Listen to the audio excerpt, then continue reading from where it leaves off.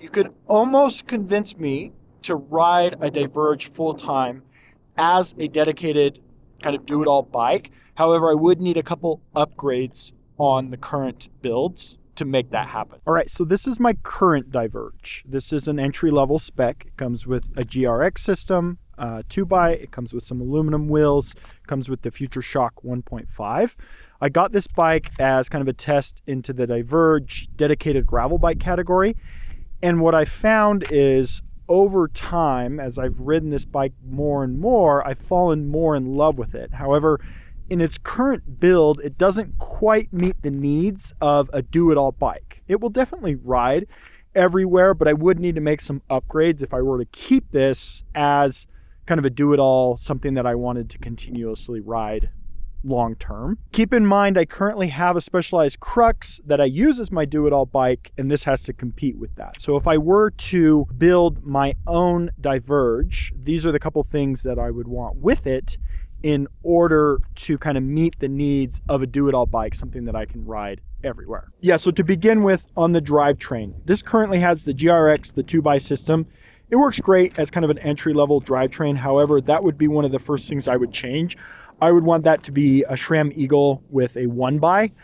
I would probably go for like a 42 or a 44 tooth ring in the front, mainly because that would allow you enough gearing to pedal fast on the road. We're talking upwards of 30 plus miles an hour, while at the same time having plenty of gear on the back should you have big climbs or steep climbs that you want to go up as well. The tires, I would stick with these tires. So these are the Specialized Pathfinders. These are 42s. I think they're the perfect size, and I think they work great on the road and on the gravel. So I would probably just leave the tires as is. I probably wouldn't change those. With the wheels specifically, I would change those. These are aluminum DT Swiss wheels. They're okay. I would get a lighter set of carbon wheels, not necessarily for the weight, but for the rolling resistance. You really notice the difference on acceleration when you have a nice set of carbon wheels. That'll make a huge difference on accelerating out of corners, and especially on the road when you have this bike,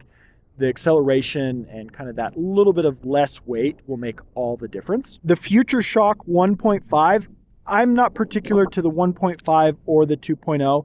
The 1.5 allows you to switch the spring, so you can change up the characteristics of the bike. It really makes a difference. Whereas the 2.0, you have the knob to change on your ride. However, it only changes the dampening. It doesn't actually change the weight of the spring.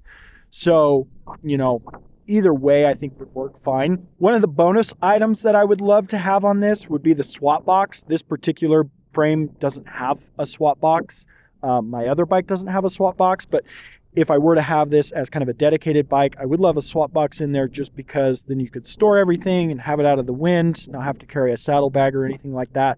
So I would probably opt for, a swap box. So those would be the couple things that I would change specifically on this bike to make it my do-it-all bike. Nicer drivetrain, 1x, nicer set of carbon wheels that are light. The Future Shock I would keep as is, probably wouldn't really need to change that, and then the swap box. If you did that, I feel like this would be a really good do-it-all bike. As it is now, it works great as a gravel bike, not quite into the do-it-all category. With a few upgrades, you could definitely get it into that category of a do-it-all bike. The Diverge has grown on me, I definitely say that. It definitely is a fun bike on the gravel. Like, you could do a lot of gravel riding and really enjoy yourself on this bike.